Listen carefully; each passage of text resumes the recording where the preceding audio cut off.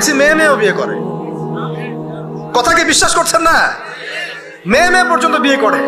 তারপরে আরো দেখেছি ইদানিং যে লিভ টুগেদার চলছে বাংলাদেশে। এখন বিয়ের দরকার নেই, একসাথে থাকবেন, বিয়ের দরকার নেই, মানে আপনি একজন বান্ধবী একসাথে চলবেন স্বামী স্ত্রীর মতো, এটা লিভ টুগেদার।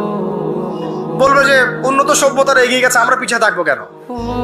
শোনো, তোমরা আগাচ্ছ ঠিকই, তোমরা আগাচ্ছ কোন দিকে জানো? তোমরা আগাচ্ছ জাহান্নামের দিকে।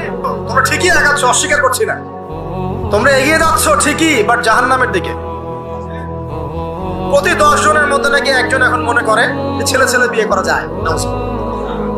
এবং এর এই সভ্যতাটা ধারক বাহক হচ্ছে পশ্চিমারা। ওখানে অনেক আগেই এগুলো চালু হয়ে গেছে।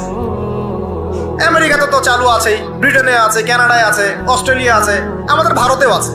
আর দিন দিন এখন এটাই যে আমাদের সাবকন্টিনেন্ট বাংলাদেশ এখানেও ঢুকে পড়েছে। এবং এদের সংগঠন আছে, এদের পতাকা আছে, পতাকার মধ্যে রংধনুর সাইন আছে।